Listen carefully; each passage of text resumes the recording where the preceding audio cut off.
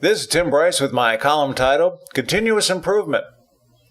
Let me say from the outset that the burden of responsibility for improving your skills in your chosen profession rests with you, not your employer. Your company may offer supplemental training, but more than anything, you are responsible for your development, not anyone else. You must take the initiative. In most cases, your company will assist you in your development, but you must demonstrate your willingness to learn and improve. Regardless of the type of job you have, you will observe changes over time in terms of how it is performed. This is because new methods, techniques, and tools are introduced to expedite how your job is performed. Staying abreast of new technology, therefore, is an important part of your development. Continuous improvement is an inherent part of craftsmanship. You must either evolve and adapt or be left behind. There are numerous sources available to you for ongoing professional development. First, there's the personal observations.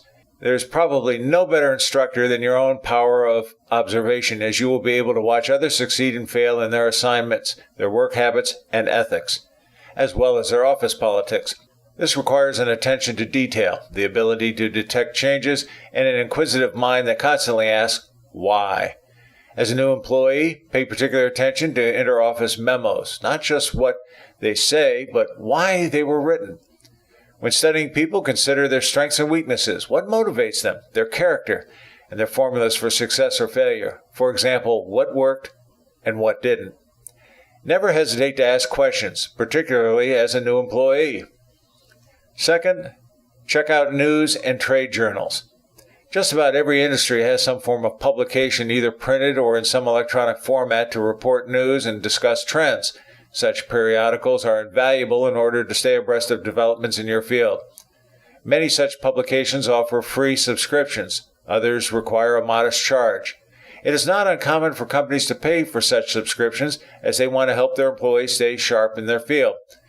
But if such is not the case and you have to pay for a subscription out of your own pocket, the IRS will typically allow you to report it as a deduction on your income taxes.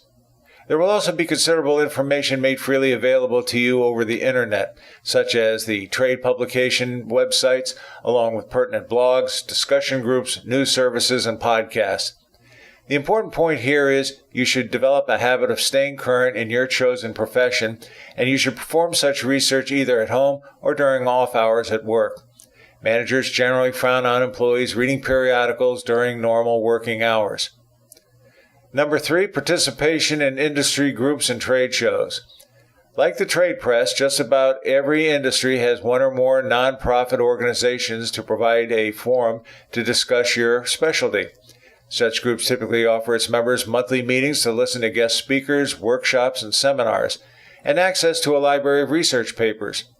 More importantly, it provides a venue for its members to network and compare notes pertaining to their profession. Participation in such groups are normally encouraged by businesses to promote the employee's continued education. However, some companies are leery about participating in trade groups, as it is sometimes viewed as a vehicle for exchanging resumes and changing jobs. If you still want to participate in a trade group without the support of your company, again, the IRS will typically allow you to report your dues as a deduction on your income taxes. Major conventions and trade shows are also useful for learning about the latest technology in your field. Here you will meet vendors, obtain literature, view presentations, and touch and feel the latest gizmo. Companies encourage attendance at such shows, but typically not during business hours. And if the trade show is being held out of town, it is unlikely your company will sponsor your trip, as it may be perceived as a boondoggle. The only exception to this is when such a trip is being used as either a form of reward to the employee or for a special fact-finding mission. Check with your employer about their policy on participating in such organizations. Number 4, professional training. There are numerous commercial training programs offered by experts in their field. Most are instructor-led seminars or workshops held either on the company's premises or off-site, and vary in length anywhere from a couple of hours to a week.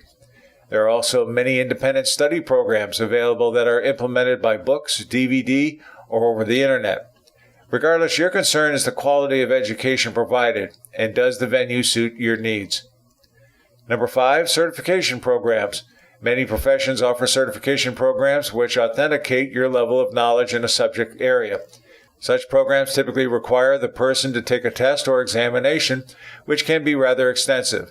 To prepare people for the exam, the sponsor of the certification program, which is normally a nonprofit trade group, will offer a study curriculum to prepare the applicant for the test. As a new employee, you should pursue certification programs, especially if your company supports it and pays for it. Not only will you personally benefit from it, but it could mean an increase in pay to you as well. It is one thing to earn a certification, quite another to maintain it. Most certification programs require people to renew it periodically, such as every 3 years.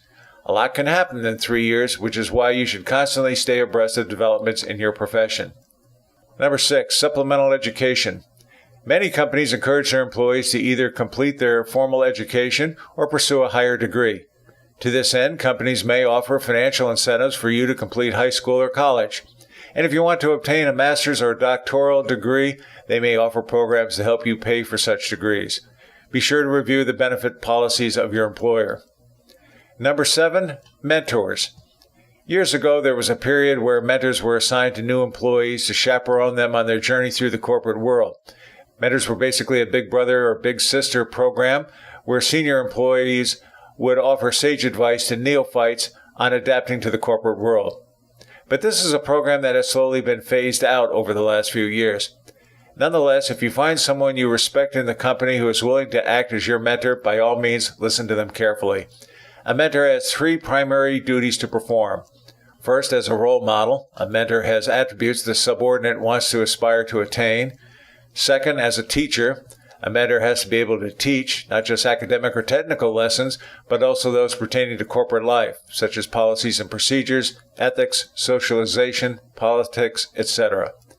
And third, as guidance counselor, to guide the subordinate on their path through life, explaining options and making recommendations.